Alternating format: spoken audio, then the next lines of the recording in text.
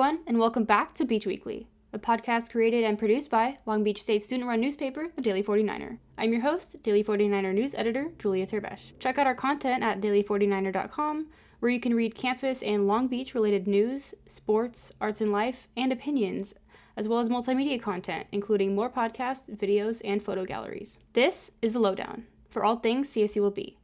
Without any further ado, let's dive into the news.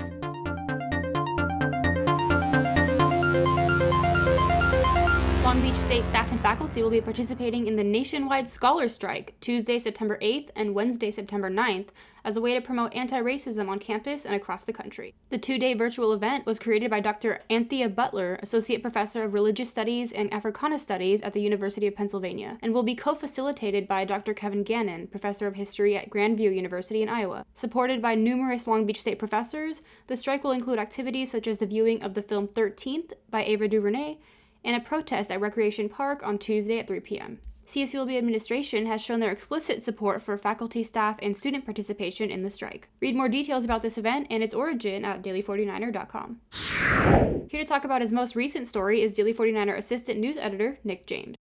The 49er Shop's bookstore will continue its normal operations this fall with a few adjustments. Social distancing standards and mandatory mask wearing are expected, and capacity caps will also be maintained to ensure that the bookstore does not become overpopulated.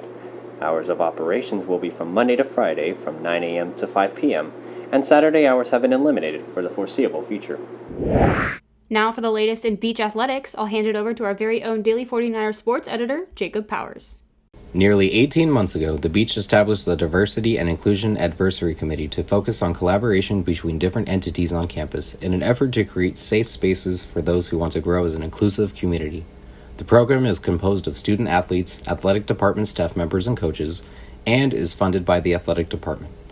Regarding the program, Long Beach State Athletic Director Andy Fee said, "Ultimately, I believe in empowering our student athletes to practice free speech and to protest for what they feel is right." Here to discuss women's volleyball is sports writer Teran Rodriguez.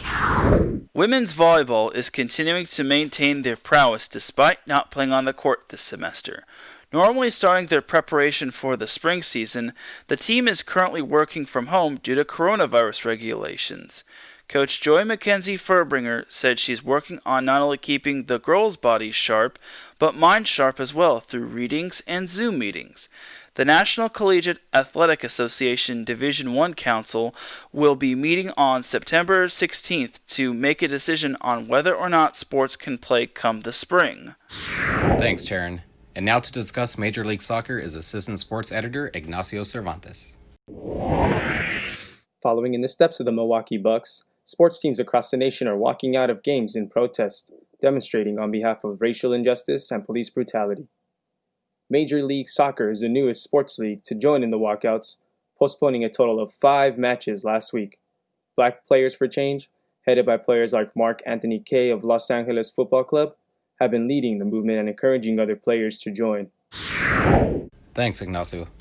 Well, that wraps things up for sports this week. I'll hand it back over to Julia to close things out.